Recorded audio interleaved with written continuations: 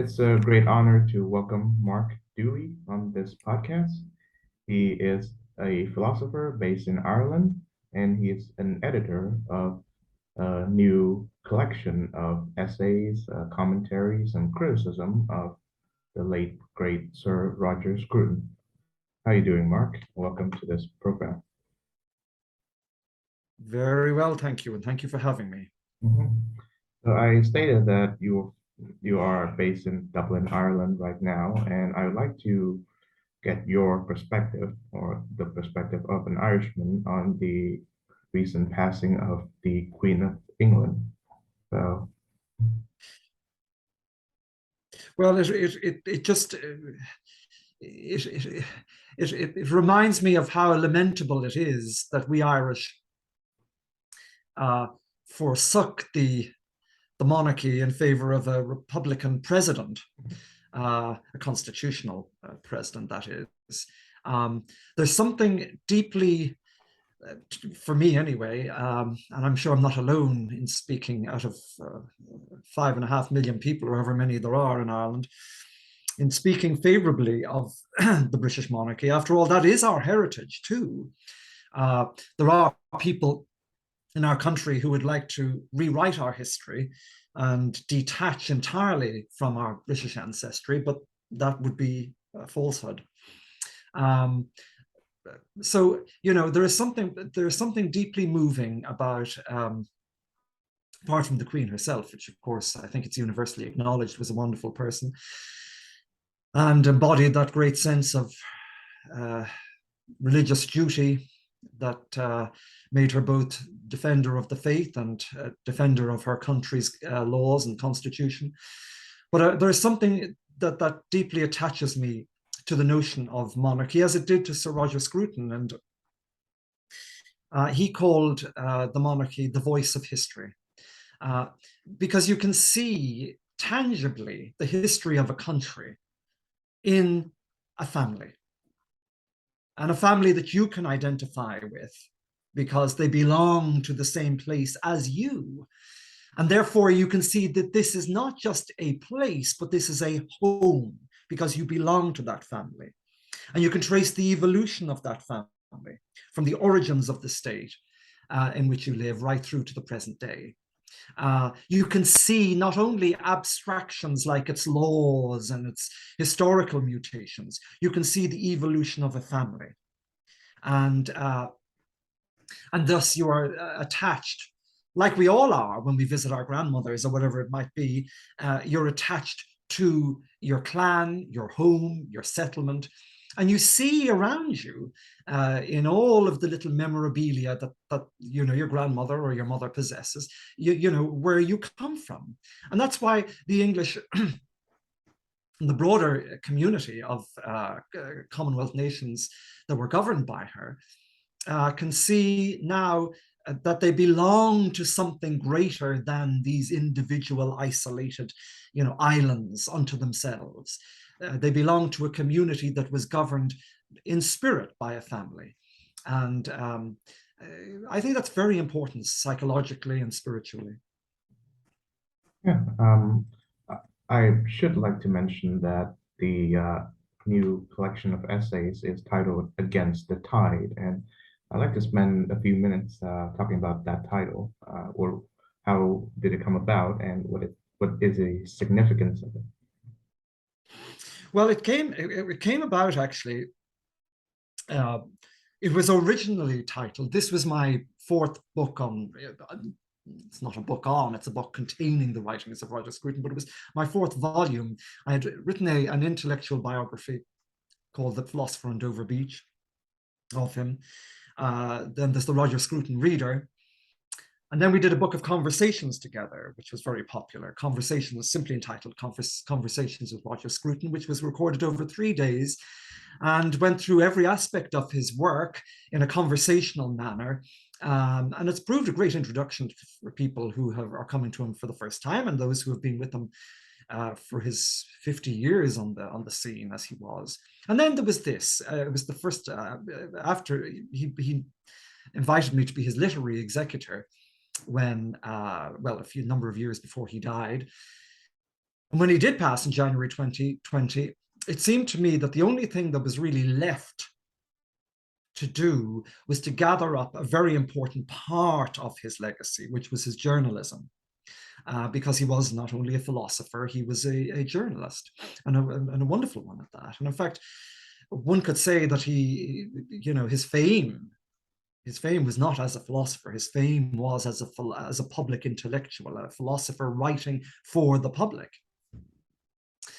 And so, but these were always contrarian articles, from the very first one back in the early 70s when he was writing book reviews for the English magazine The Spectator.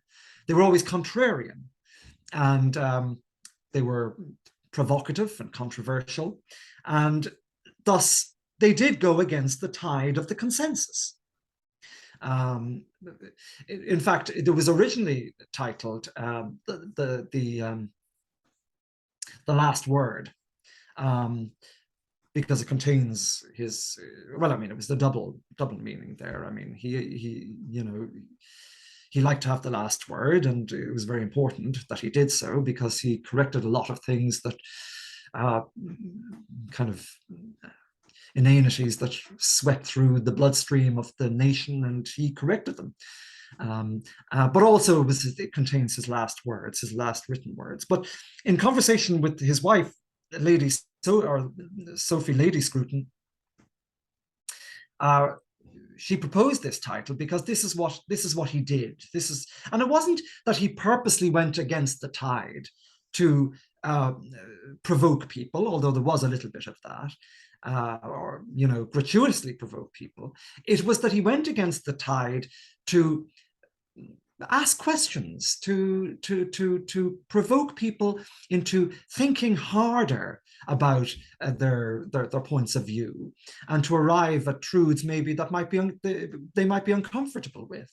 He was always in possession of the truth. He always wanted you to be in possession of the truth, even if you didn't at first agree with it. So that's where the title came from, actually. It was just playing on his life as somebody who went against the tide of the consensus, not for its own sake, but as an agent of truth. Yes, I'm also a frequent reader of The Spectator, and I believe one of his last pieces, contributions to the magazine, was uh, his diary in 2019, somewhere in late 2019. And as an aside, I know that the recently ousted Prime Minister of Britain, Boris, was an editor. He served as an editor of that magazine for a time, and apparently he did a wildly successful job at that. Well, you see, Boris Johnson is, yes, firstly, the last piece that Roger wrote, and it is contained in Against the Tide, it's the last piece in that too. Oh, it was called My Year, 2019, and it was the Christmas diary. And it went through each month of that very tumultuous year in Roger's life, which was to be his last. Very moving, actually, reflection on the year that just went by. And then, of course, he died on the 12th of January, 2020. But yes, Boris Johnson was wildly successful at that. And Boris Johnson, despite the popular caricature that does the rounds, was wildly successful at most things he did.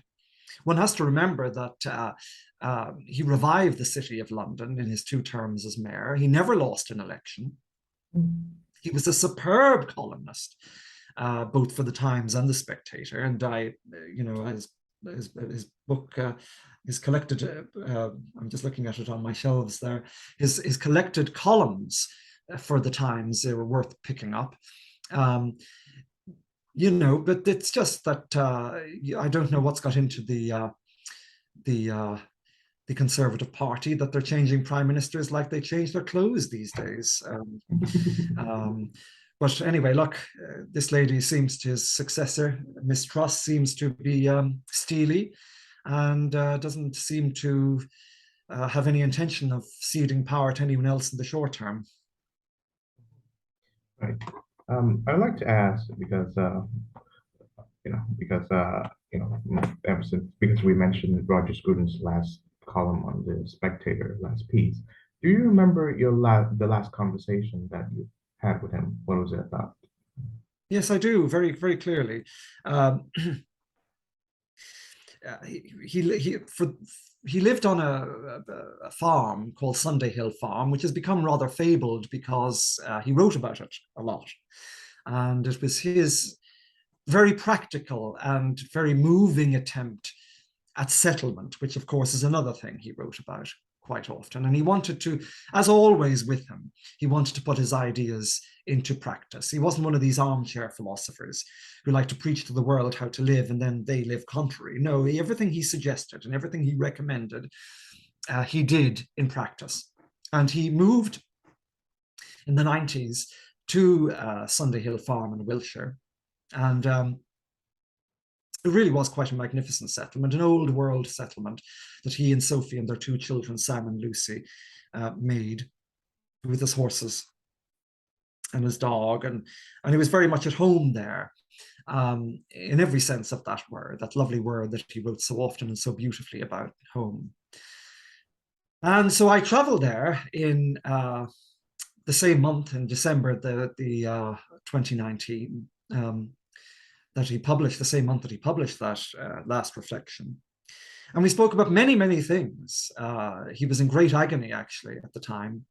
And he certainly didn't believe that he was near his end, but and was quite convinced, actually, that he would recover.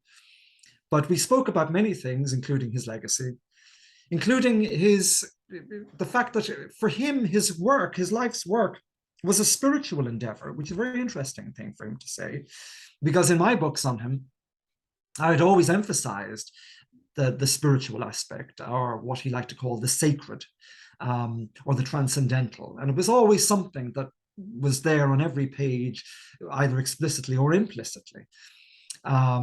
We spoke about the election. There was always this terrible fear that the British general election that was pending, there was always this fear that Jeremy Corbyn, who was then leader of the opposition, would rise up with this hammer and sickle and assume power. But he didn't, as it happened, and became yesterday's man very quickly. And and indeed, Roger was very intent on seeing Boris in, because he knew that the country would be in a safe pair of hands. Of course, COVID hadn't happened at that time. We were just on the eve of it. But he was a man who I remember he had just finished. When I walked in that afternoon, he was just penning the last lines, sitting there on his little computer, penning the last lines of the introduction to a rather large report that he was submitting to the government as they made him head of the Building Better, Building Beautiful Commission, which was an architectural commission to try and rehabilitate the old aesthetic fabric of Britain. And he was writing the introduction, the preface. He said to me, "It's only 500 words, but they are good words." And like everything that he did, everything that he wrote was precise, measured, beautifully crafted. So when he said they were good words, that meant they were worked on, they were refined, and they were, as always, great words. So we ranged over, and in fact, one thing that we did speak about rather unusually, he was reading things at that time because he was forced to read rather than write because of his condition. One of the things he was reading was the poet Seamus Heaney, the Nobel laureate, the Irish poet Seamus Heaney. And he said he was surprised and regretful that it was the first time in his life that he had actually read Seamus Heaney. And it was giving him a great insight into Ireland and into poetry generally. Although he had been here many times and spent his honeymoon here, in fact, and taught a summer school here with me. And so his connections with Ireland deepened when our relationship grew. But this kind of gave him a deeper spiritual insight into the nation when he was reading Heaney in those last weeks of his life. I'm glad you mentioned his involvement in the what was it, Building Better, Beautiful campaign. Beautiful, yeah. Because I think that was when I that was when I first heard of his name.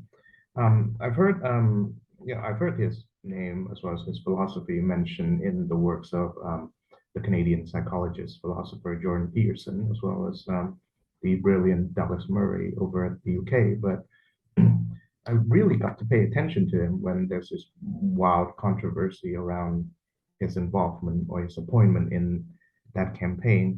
He merely wanted to see better houses being built, but it was he did this interview for, I believe it was the Times or the New New Statesman, Statesman. right? The New Statesman, where the interviewer, did his best to, misconstrue his words and discredit him and put his words out of context. And of course, Sir Roger published the full interview, which I heard, and that was when I became really very much intrigued by his philosophy.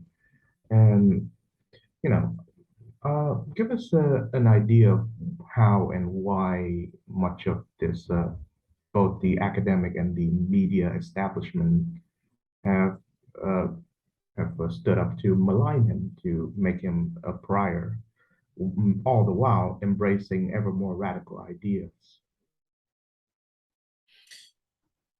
Well, the thing is that what Roger refused to do throughout his entire career was to accept the presuppositions of left-wing thinking.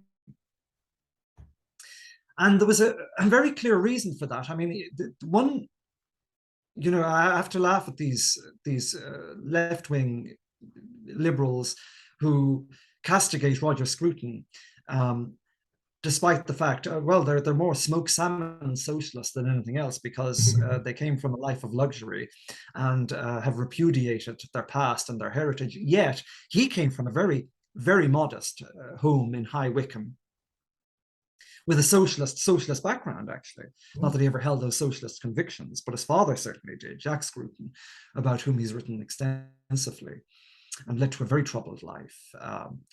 But he, from very early age, he realized that, the attacks by the left on culture, tradition, custom, heritage, home, the common settlement, were all an attempt to deprive us of what, again, coming back to this word that he used in our last conversation, of the spiritual nature of the human condition. Hegel called it that too, the Geist, the spiritual nature of the human condition, which of course Marx attacked in Hegel as well, while borrowing everything else from him, and stopped at the material aspect of human existence. Well, of course, the only way that you can overcome the alienation that Marx was so keen on emphasizing, but again, something else he got from Hegel, is through these cultural, spiritual things that bind us to the world, that bind us to each other, that bind us to our history, that bind us to our common home. And from a very early age, he realized through his explorations in the culture, not only of his nation, but in the broader European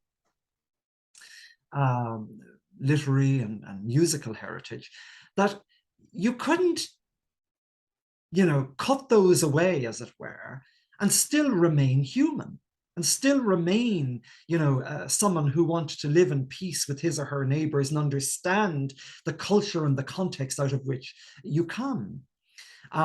He very clearly saw this in the communist world as it was then, in Eastern Europe and in the Soviet Union, where he went as a young intellectual to provide solace and support to the underground intellectual movement there in Czechoslovakia, as it was, and Romania and Poland, holding underground seminars with the likes of Václav Havel, and being arrested ultimately for him, and bringing in, banned materials such as Aristotle's Ethics, banned, And so therefore, this led him one day to being accosted by the secret police, being knocked down a flight of stairs, beaten up, arrested, and then marched across the border. I mean, this dangerous man, who was a threat to the nation. In fact, he was on, and I don't joke about this. This is what he was on. He was on the Index of Undesirable Persons, it was called. And so they frog marched him with his little bag across the border and booted him out of Czechoslovakia. And that was the end of that. Although and it's telling, by the way, that his last public engagements before he died, being wheeled around in a wheelchair by his wife, his beloved wife, Sophie, was to be honored to events honoring him, both at the Hungarian and by the Hungarian, Polish, and Czech authorities, awarding him their medals of honor for the services that he gave to the people during their benighted hours under communism.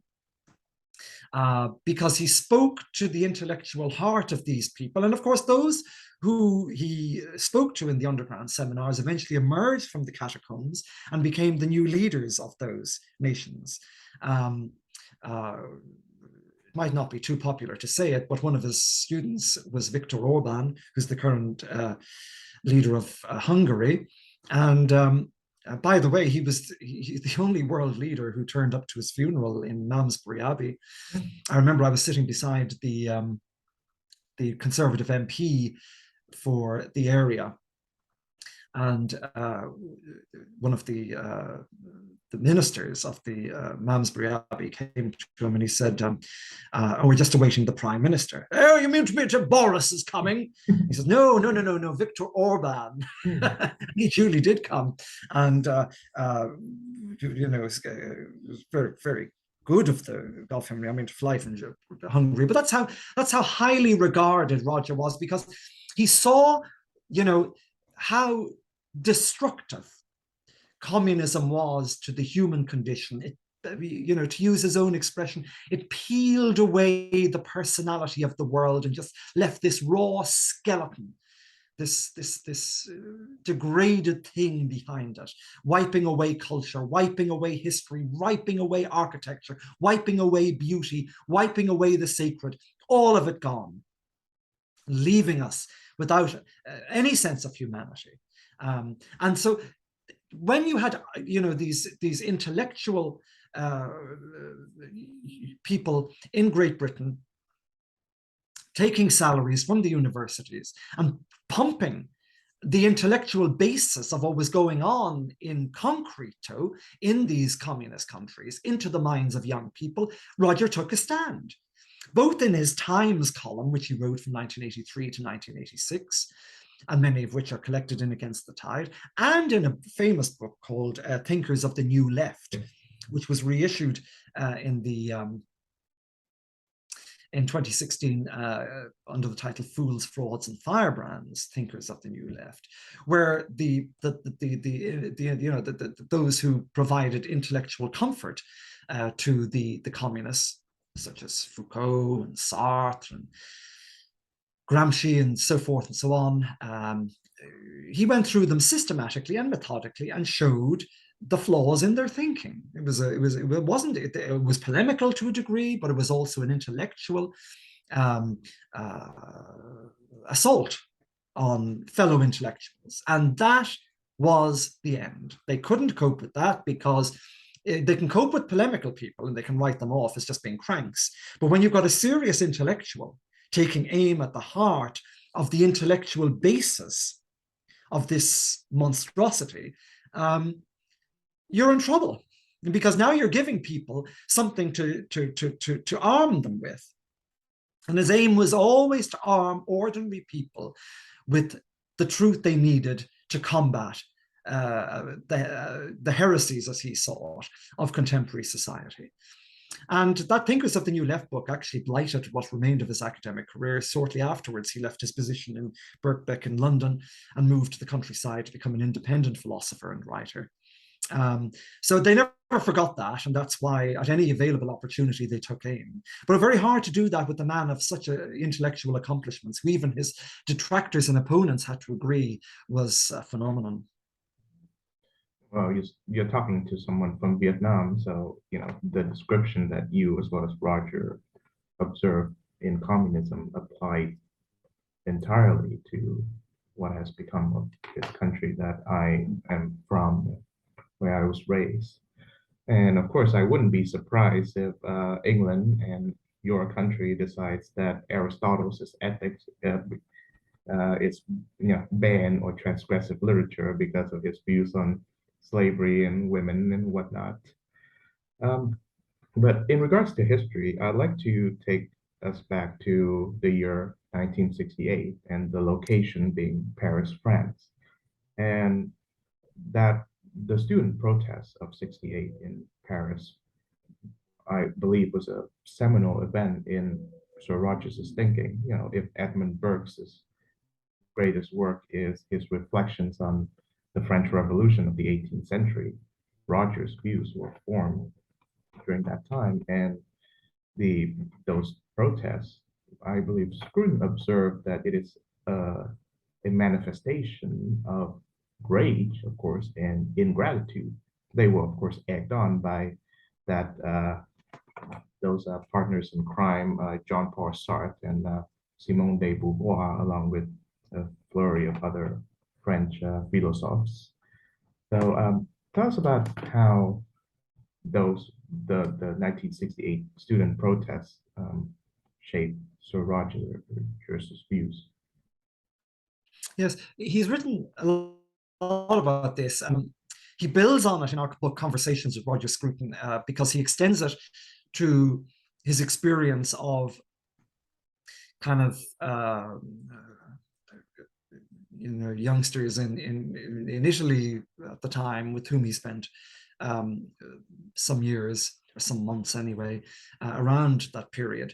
But his time in France was to prove decisive, because he saw, as you quite rightly say, what Edmund Burke saw from a distance, that when these youngsters were tearing up the cobbles, flinging them at the policemen, by the way, who were working class people. Mhm. You weren't flinging them at the bourgeoisie. The police were there to serve the people. They were, most of whom were obviously the police force, are gathered from the ordinary people. They're not of the affluent, and yet here they were flinging these stones at them, tearing up. And they could not tell Roger Scruton, as he was looking at this from his apartment window, this degradation, they could not tell Roger Scruton what they were going to replace this old order with. It was just mere destruction. It was repudiation with nothing positive in it. He called it, and he ultimately called everything that stemmed or that flowed downstream from it, he called the culture of repudiation. The culture of rejection.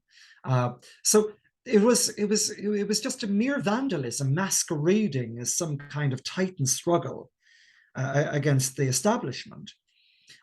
But they didn't know what the establishment was, and they didn't know, they again, you see, as you very well know, given your historical circumstances, social and political circumstances, Marxism feeds you a diet of ideology. You don't question it.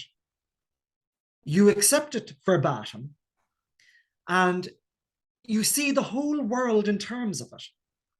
So it's not a case where you can distinguish rationally between a tyranny, a real tyranny, and an ancient civilized country which provides and guarantees its freedoms for its people under a rule of law, an independent judiciary, and an established government, and a tyranny which locks up its people because they dare to exercise freedom of speech, or they dare to want to practice their religion or work or whatever.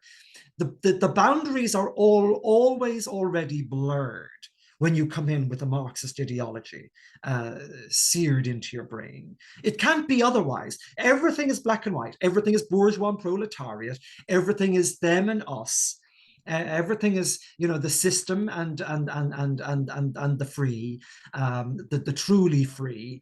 And our job is to tear down the system at any cost, so that not only that the workers of the world can unite, but that freedom for the people can be realized. Now, of course, whenever you hear the expression "the people," it's time to run, because it's, as Kierkegaard so prophetically pointed out, it's like when people start talking about the public, who are the public? The public is this great big phantom that we talk about. Oh, the public says, the public want, the people want. Then it really is time to run, because then you have the people's courts. And of course, the people's courts are nothing of the sort. The people's courts are there to lock up the people. Ironically enough, when tyrannies take hold. So what you have in France in 1968 are these youngsters who cannot distinguish between Mao's China, right, or the petty tyrannies of the Eastern European autocrats, and a great ancient civilization which guarantees the freedoms of its citizens through law. And then what you get is law becoming the enemy. Law is oppressive. Law is itself the monster. Okay. And you get this in Foucault, of course, because everything in Foucault that looks to be civilized is in fact an artifact of power, a tool of power, an instrument of power. So Roger sees this and he says, this is where it's got to stop. We've got to start making a case. Not that we ought to have to, but we do, for what distinguishes a free nation from a real tyranny, and to get it out of the heads of people that their countries that they live in, where the rule of law is guaranteed and where the freedom of judges is guaranteed, is a tyranny. And he did the best he could, by the way. He spent his whole life doing that. But as you can see now, of course, it's a virus that's very hard to eradicate, because now, with our attempts to bend over backwards and rewrite our histories and tear down our statues and reform our laws and throw out laws that protect other laws, we are indeed showing that we're still in this kind of mood to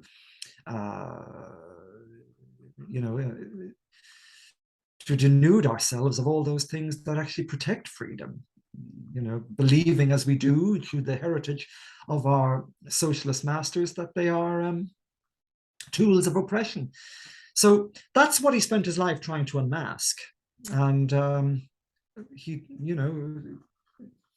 the fact is, he had a fairly strong readership, but they certainly weren't in the majority.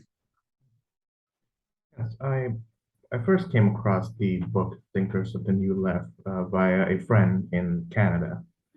I read it within a matter of days, in a very measured manner, and it is one of my favorite books. Sir Roger, piece by piece, slowly dismantled the thinkings of these so-called thinkers in this tract. But he also presents an alternative. He dismantles this new left thinkers, but he presents an alternative for people who perhaps share some of the sentiments that the new left thinkers were, I guess, exploiting or taking advantage of, namely, the feeling of alienation that one gets in a developed westernized society. And Scruton presents us with Burke, Hegel, Kant, Locke, and of course musical works like the operas of Wagner. And it's just incredibly beautiful. But I would like to zero in on the catalog of intellectuals and pseudo intellectuals that Scruton is taking his aim at. Because if you do notice, none of them came from what you would call non-Western countries.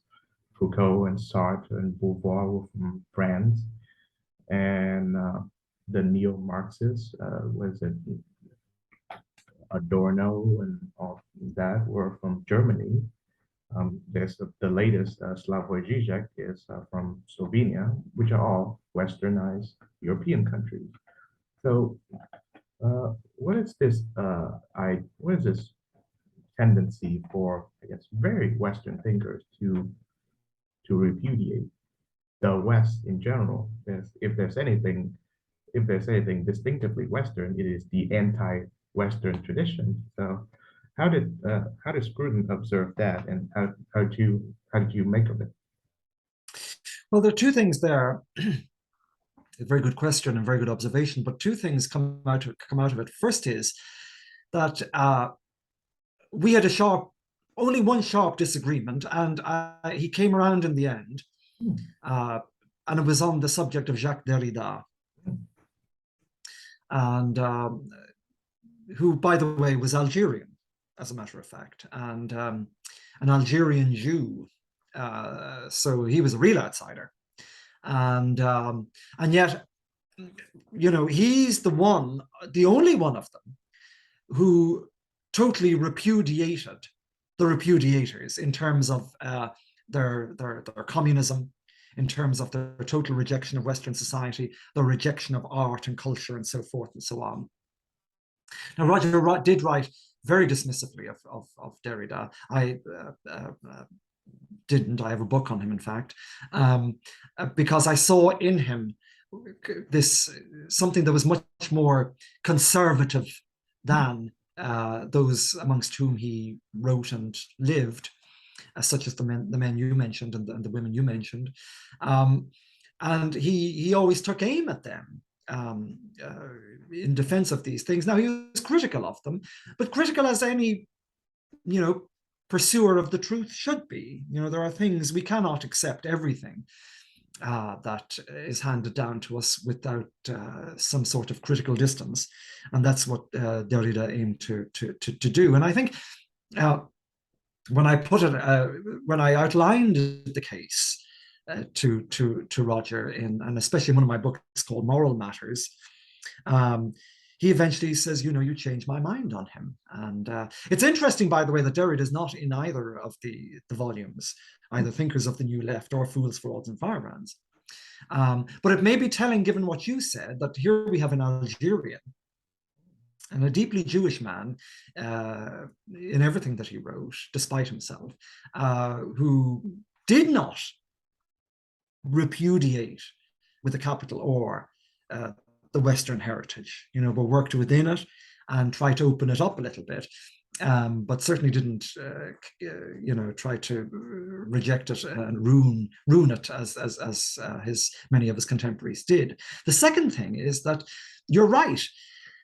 Scruton gave an answer to that as to why they were so intent on repudiating their heritage, and one of and he did so in a little pamphlet which he wrote for the Civitas organization called The Need for Nations, which is I mean, the cover of it is the state opening of Parliament with the Queen and Prince Philip in all their royal regalia, and the House of Lords and House of their regalia and so forth. So it's very much contrary to what you would expect. That the contrary to the ideals and the values of the thinkers of the New Left, but in it he draws a distinction between what he calls oikophobia and oikophilia. So oikos being home in Greek.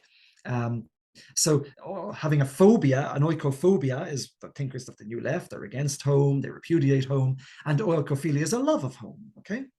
A love of settlement, a love of country, a love of what we belong to, a love of what is ours. And he said basically what we have here is a people who are in a state of arrested adolescence. He says we all go through this period when we're young of rejecting, what we have become through our birth and through our history and through our heritage, through our religious upbringing and so on. Usually it lasts for a couple of years, and then we grow to maturity, and we find, that it is the only source of value, the only source of connection, and the only source of belonging that we have. And the only source of combating alienation, true alienation. Um, but he says these people are in a state of arrested adolescence, where they never move out of that repudiating period of their teenage years. And indeed, there is a lot of truth in that. I mean, you can see it, for example, in the Western self-hatred expressed by people like Noam Chomsky, who, on one level, is a fabulous philosopher, but who really does not like his own society. And it's not even that they can, that they can pick and choose and say, right, this is wrong, that's great, that is not so good, and let's try reform here and reform there. It's either revolution or nothing. I often use the analogy of the crack in the wall.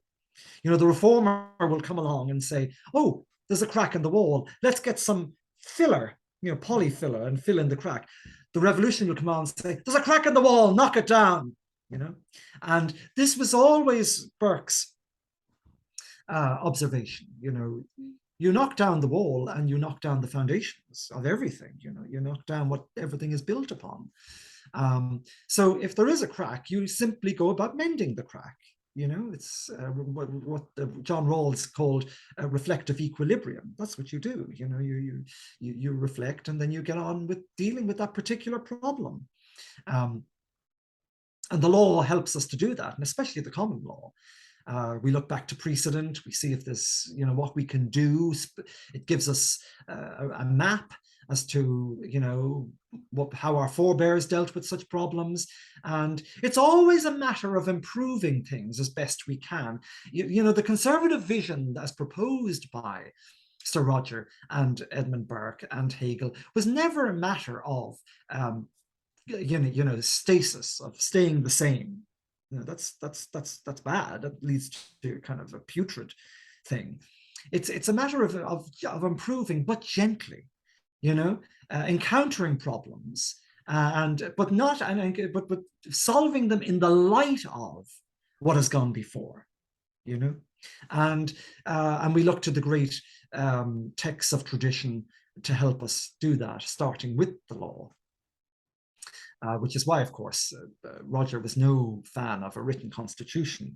He wanted he was very much supportive of the common law of England, which is an unwritten constitution, of course, because once it's written down, it remains rigid. And there's the great irony, that this so-called rigid conservative, he doesn't want rigidity. He sees kind of a fluidity in it, but a fluidity in terms that's locked in terms of recognizing that we are not, the society, as Burke says, is not founded on a contract between the living only, but between the living, the dead, and the unborn. Yeah.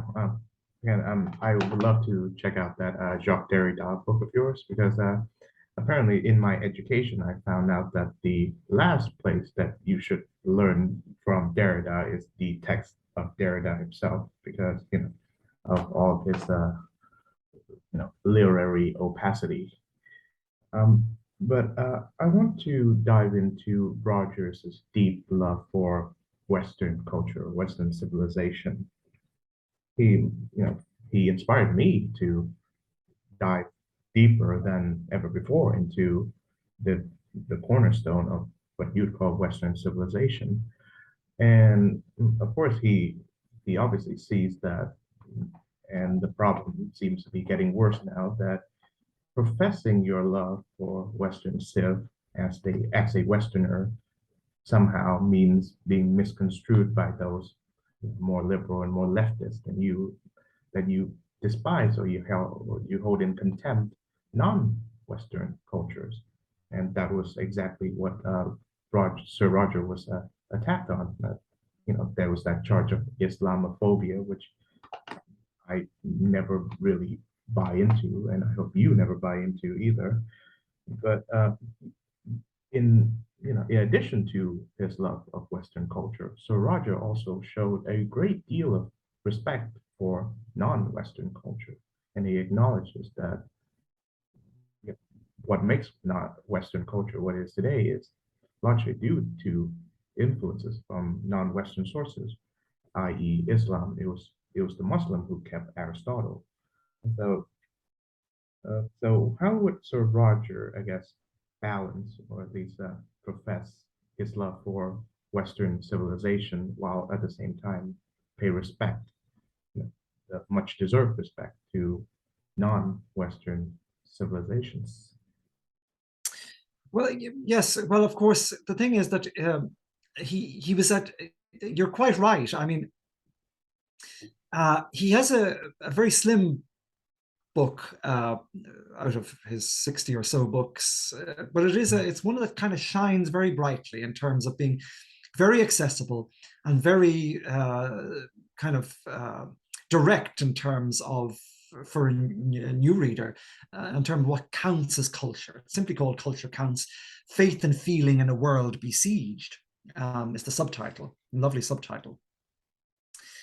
And in it, he tries to show, firstly, what constitutes why culture matters, why culture counts, why it should count for you in terms of your emotional education and so on, and your education in belonging to the community and the society and the civilization of which you're a part, and why it should be defended. But secondly, he tries to show that those who attack Western civilization from a non-Western perspective usually do so from a very biased perspective themselves. For instance, Edward Said. Yeah. He does not buy into the whole notion of Orientalism that Edward Said pushes or pushed. And he tries to show that this again is tinged with this. What Said is representing, firstly, is not Western civilization, and it's not the civilization of the Orient either. And so what Roger does, he tries to deconstruct the caricatures of Western civilization and the civilization that Western civilization is supposed to be repudiating, to show where these cracks show or emerge, and how these other cultural influences filter up into Western thinking. I mean, it couldn't be otherwise. Firstly, one has to recognize that Western civilization is both Christian and Judaic. Right? That's what it is. That's the cornerstone of it. And so we already have a deeply Eastern heritage that comes to us through the scriptures and through the writings of the early church fathers, through the Torah and so on and so forth. So it's this. If you think that, and there are some, unfortunately, but if you think that this is a kind of a white dominated history that we tell ourselves, is quite the opposite. I mean, even in the religious foundations of Western civilization, it's already multicultural, as it were. But there's another thing I have to say about it, and it's this. We should not be ashamed about writing about ourselves or from our, writing from our own perspective. Every culture does that. So when we celebrate Shakespeare, who, by the way, was no monoculturalist, but we are celebrating something very English. And that's to be applauded. There's nothing wrong with that, just because Shakespeare is English or quintessentially English. So because of that, and because he doesn't open up to the the demands of woke society, he has to be obliterated from the curriculum. That's nonsense. You're depriving children of the greatest moral education they will receive if you do that. And an education in openness and compassion and empathy for all races and all societies, all human beings. You see, the thing about the great masters of civilization was that they never thought in terms of race or in terms of different cultures. They thought in terms of humanity, per se. They thought that they were offering humanity a vision of a higher self, the best that has been said and taught, as Matthew Arnold would put it, or the human form divine, as William Blake would put it. That's what they thought they were giving. And something to which we could all aspire, irrespective of our origins or our place in this world, or our geographical locations. Something that we could all aspire to and rise to, and be escorted there by the better angels of our nature. So when I hear this, it's not only a denial of history, it's a denial of the deep philosophical motivation of these great works of art that give us a vision of something greater than ourselves at present, something that we can become, something that we ought to become if we are to be truly fulfilled this side of eternity. And I think that, in that, of course, starting with the sacred texts themselves, which, as St. Paul says, the primary aim of the Christian is to cast off the old self as Christ nailed it to the cross and assume the new self, which you assume when you rise with Christ.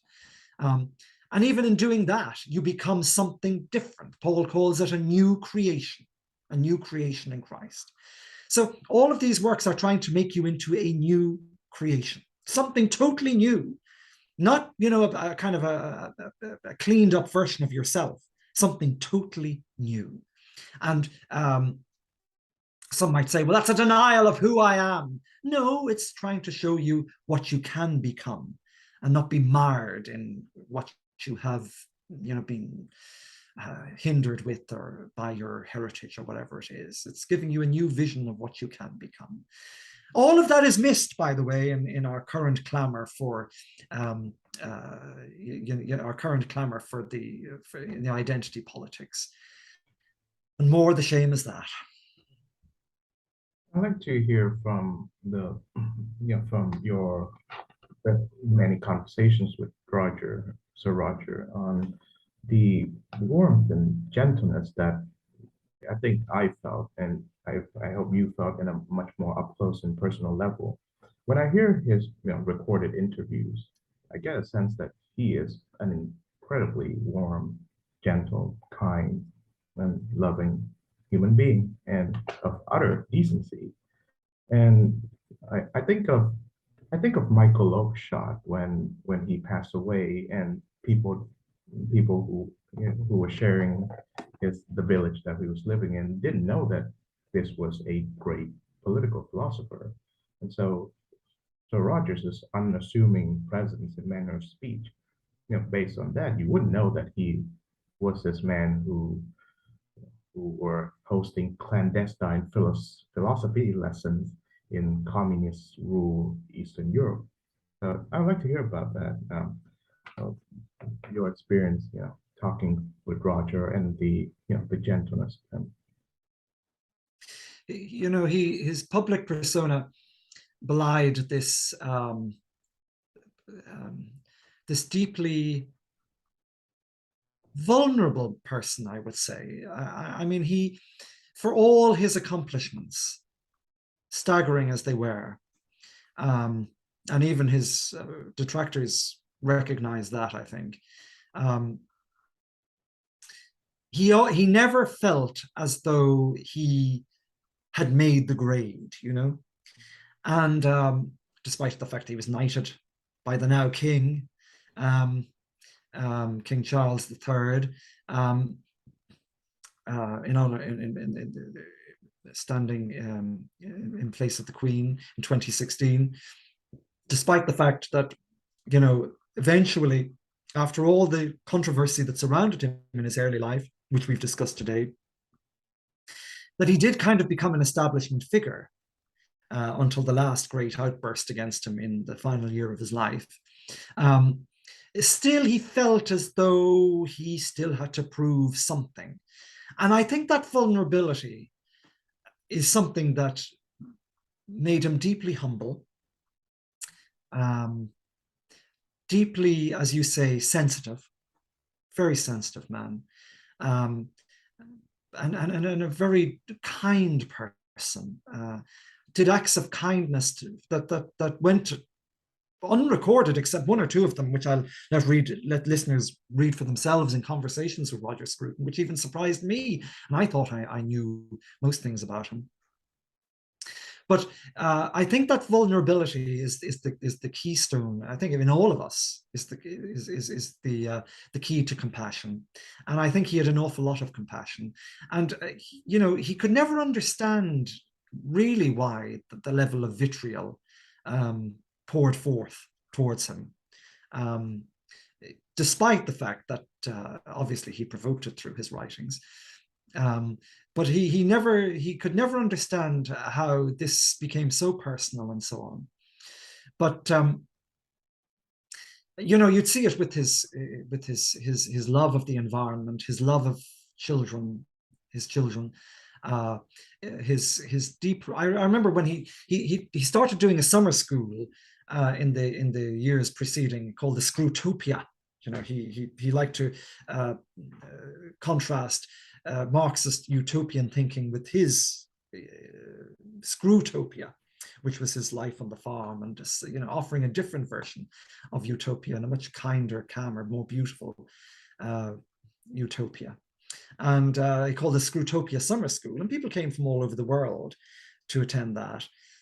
And I remember in the first year I came over to help him out with it, and I discovered, as he did with the summer school that we ran in Ireland, the Edmund Burke Summer School together, that he would meet each candidate individually and not only discuss the contents of what he was teaching and so on, he would discuss personal issues with them, sometimes for more than a couple of hours, because a lot of these people had been wounded from or by, I should say, the culture, the left-wing culture, which was assaulting things they held valuable and dear, and he would give them succor and support and encouragement privately.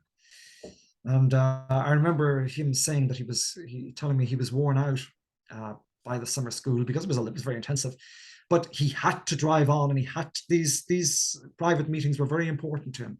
I almost feel like a confessor, he said. And it was that, really. It was like the confessional. But and he gave them some form of absolution, which put their minds and their heart at ease, and it changed people's lives. So there's always this quiet person going about in the background, doing acts of good, charity to people and for people. Some of which, majority of which we will never know about, but some of which we do know about, and which he would never brag about. So yes, you're right. This, he was a provocateur in his early days, and he mellowed as time went on. He certainly mellowed deeply and profoundly when he went to the countryside and when he married Sophie. And you can see that in his writing. If you trace the writing from the very early stages, and I've tried to do that in Against the Tide, when I showed from the early pieces right through to the later pieces, you see a gentleness and a grace and a charm and a kind of another worldliness kind of emerging in the writing.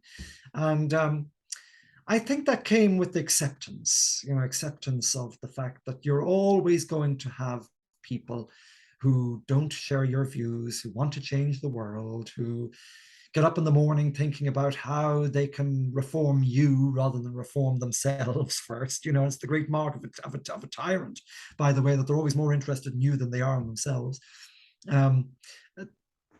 he accepted that, and he eventually decided that the only way that you could possibly do it was not by confrontation, but by persuasion, and gentle persuasion at that. And I think that won a lot of converts. And the final question. Roger Scruton supported the Britain's exit from the European Union, which is colloquially known as Brexit, which is never a name that I like at all. Yeah, it's like, it sounds like the cacophony of syllables. But I do read from, why he supported this decision. I mean, he has always been opposed to Britain's entry into the European Union.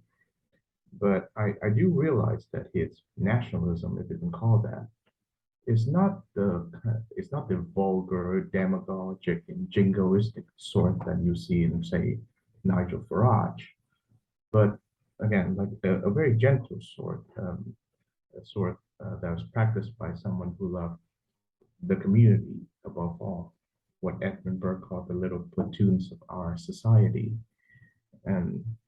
and his is that love for the nation which led him to oppose ever more international entanglements, if you can call it, with the war around him. But yeah, so I like you to comment on that. So how can one manifest his love for the nation state in an increasingly internationalized world, as per Roger Scruton, and of course your own views? Mm. Well, we've come full circle now with this question, because it brings us back to the extraordinary expressions that we've all seen in recent days, on the streets of Edinburgh and the streets of London, and today, and as we shall see over the forthcoming days, up to next Monday in Britain. And that is what he was defending. That is what he was defending. And he would have loved every second of this. He wasn't great on sentiment. He didn't like the sentimentality that surrounded the death of Princess Diana, for example. But this is a different type of thing that we're witnessing with the death of the Queen. And it goes back to what you were saying there, that vital distinction, which he drew again in this book, A Meed for Nations, and which was edited and put in as the first part of his subsequent book, published in 2006, I think, simply entitled A Political Philosophy. He thought that was one of his best books, by the way, A Political Philosophy. And it's the vital distinction that he draws between nationalism and patriotism. Hegel draws that distinction too. And it's the nationalist, you see, talks in terms of us and them, talks in terms of blood. And of course, we in Ireland have our problems with nationalism, and have always had our problems with nationalism, and it's a violent thing. It's a nasty thing, and it's a thing that thrives on scapegoating, as we saw in the case of the National Socialism in Germany. And it thrives on, again, this polarity between us and our enemies, whoever the latest enemy might be. And usually that enemy has to be taken care of, got rid of, rather. But in the case of patriotism stems from love. And it's love of the patria, love of the home, love of the land, love of the people that belong to that land, and so on. And it's always affectionate, and it's not about us and them. It's about we belong in this together. We may have our differences, like all families have their differences, but we can resolve them through mutual accord and through mutual respect, and the respect stemming from the fact that we all belong here in this land. This land is our land, and the same laws govern us. And this is why we have a need for nations, because it's the only thing that that permits a society of strangers to live in harmony, because it rises above our loyalty and our affection for the nation or the land supersedes our affections for our personal family, our religion, our ethnic group, or whatever. And you can't have that in an international conglomeration of states. Nobody has affection for the European Union as an entity. You know, you don't wake up in the morning saying, for the European Union and for my soul. No, you don't. Nobody does that. They don't know what it means. They don't. There's nothing tangible to it. You know, nobody goes to the European Parliament and you know, identifies with it. I mean, if they did, there'd be something wrong with them. I mean, given how awful it is, in architecturally speaking, there's nothing that binds you to that place. Your affections for it are not rooted in anything but it's treaties. And who wants to you know, have an affection for a treaty? But in a nation, you have as I say, it brings us back full circle now. We see that there's something greater than our differences, our ethnic differences, our religious differences, our political differences, our sociological differences.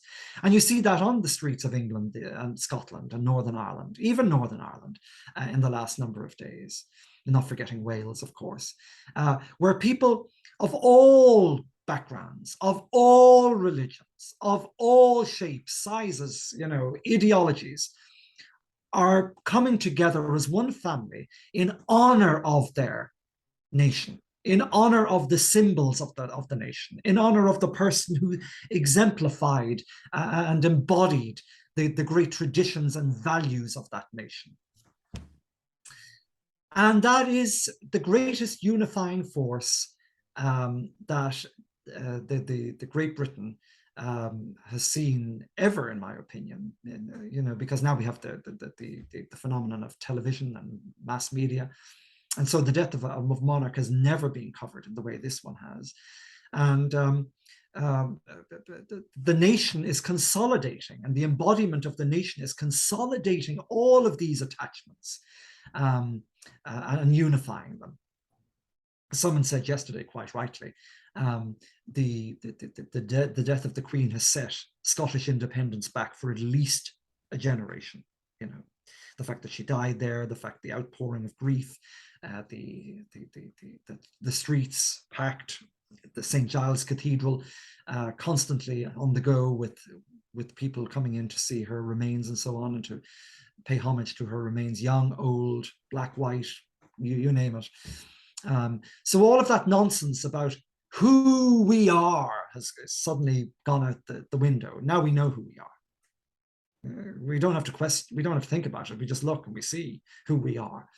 And so that is why Roger Scruton, that's the beauty of patriotism for Roger Scruton. You know, we discover who we are in a home that is ours, in a place that has been settled by our forebears, not to exclude anybody, but just to bring them up under a common set of laws where we can all live together in harmony. Law is not the oppressor. Law is not the monster. Law is not the worm of domination, as Kenneth Minogue put it.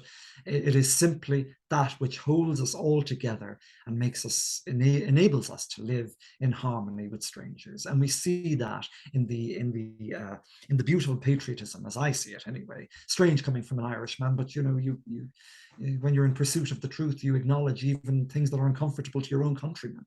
But in the beautiful patriotism that we see on the streets of Great Britain these last days. And on that note, I thank you very much, Dr. Mark Dooley, for joining me on this wonderful conversation on the great philosopher and oikophile, Roger Scruton. Thank you very much indeed. A great pleasure. Yeah, the book is called Against the Tide, and anyone who's interested in this, the philosophy of Roger Scruton can pick up this book. And thank you again, and I hope you take care of yourself. God bless you.